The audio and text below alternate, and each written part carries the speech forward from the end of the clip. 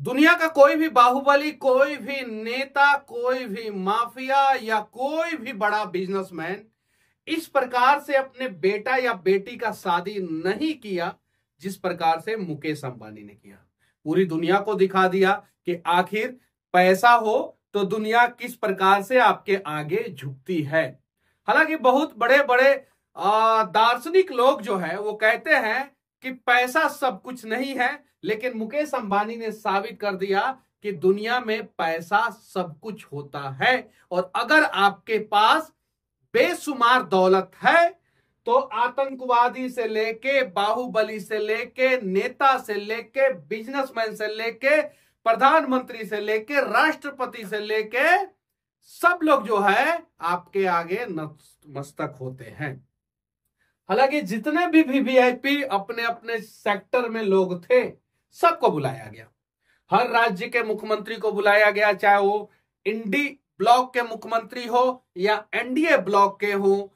भारत के प्रधानमंत्री को बुलाया गया, भारत के रक्षा मंत्री को बुलाया गया, दुनिया के अनेकों देश के राष्ट्राध्यक्षों को बुलाया गया। और ऐसा भी कहा जा रहा है कि इस शादी में जितने भी वीआईपी नहीं, वीवीआईपी गेस्ट थे, जितने भी वीवीआईपी गेस्ट थे उन सबको 2,08,00,000 रुपया की घड़ी उपहार स्वरूप दी गई है।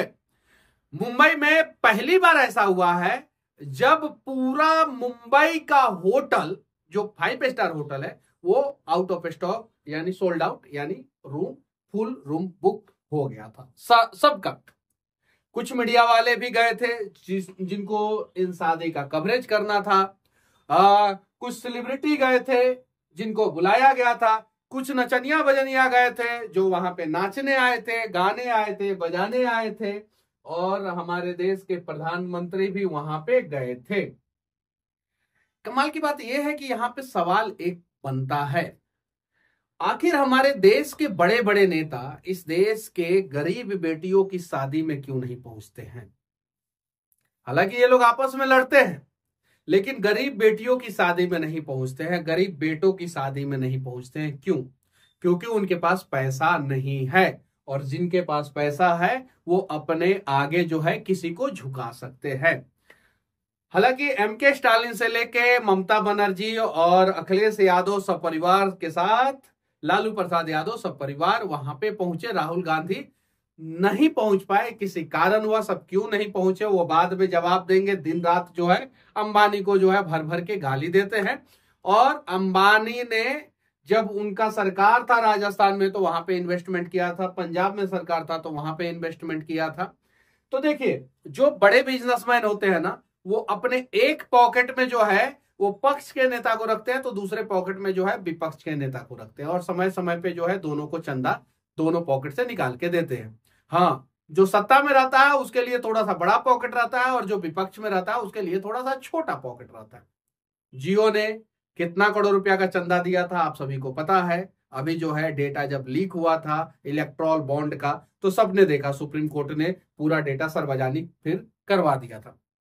टाटा का उसमें नाम नहीं आया और जियो का डेटा बढ़ा हुआ है। क्यों बढ़ा हुआ है? क्योंकि इतने बड़े बड़े जब सेलिब्रिटी, देश के प्रधानमंत्री, देश के राष्ट्रपति, विपक्ष के नेता, दुनिया के बड़े बड़े नेता जब पहुंचेंगे, दुनिया के बड़े बड़े बिजनेसमैन जब पहुंचेंगे तो शादी का खर्च तो निकालना ही था। चलिए, मुकेश अंबानी के पास पैसों की कमी नहीं है और उन्हें अपने छोटे बेटे, आखिरी परिवार का जो आखिरी सदस्य थे बेटा बेटी के रूप में, उनका शादी इस प्रकार से करना था कि पूरी दुनिया देखे। और हाँ, दुनिया ने देखा। इन सब चीजों के बीच में एक कमाल का दृश्य आपको जो है इस शादी में देखने को मिला। वो दृश्य था सांस्कृतिक, धार्मिक।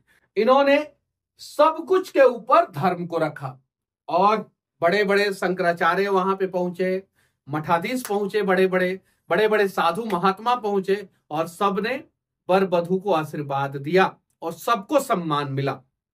सबको मतलब सबको। इसको बोलते हैं एक्चुअल में मैनेजमेंट।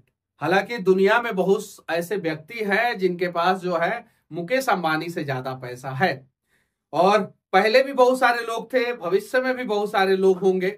लेकिन मैं दावे के साथ कहता हूं कि अगले 100 साल तक अगर किसी बिजनेसमैन के बेटे के शादी की चर्चा होगी तो उसमें मुकेश अंबानी का बेटा अनंत अंबानी का शादी राधिका मर्चेंट से जो हुआ भारत में, वो नंबर 1 पे जाएगा।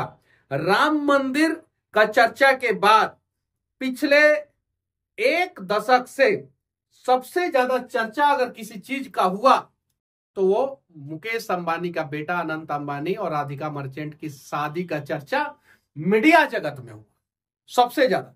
हालांकि देश जब आजाद हुआ था तो उसकी भी चर्चा हुई थी, लेकिन उस समय उतना मीडिया बड़ा लेवल पे नहीं था, इलेक्ट्रॉनिक्स नहीं था और डिजिटल मीडिया भी नहीं था और प्रिंट मीडिया भी बहुत सारा जो है वो अंग्रेजों के इशारों पे ही काम करते थे।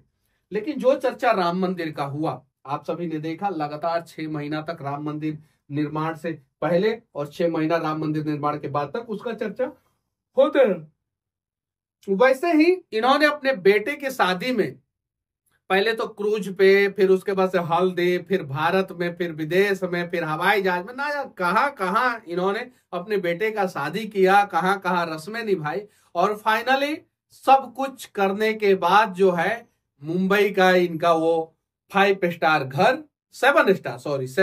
घर, जहां पे इन्होंने अपने बेटे का शादी किया और उस घर का मंडप जो है इस प्रकार से सजाया गया था कि देखने वाले मंत्रमुग्ध हो गए। हालांकि इस शादी के निगेटिविटी के बारे में तो कुछ कहने को है नहीं, क्योंकि मुकेश अंबानी का पैसा, मुकेश अंबानी का बेटा, मुकेश अंबानी ने अपना पैसा खर्चा किया।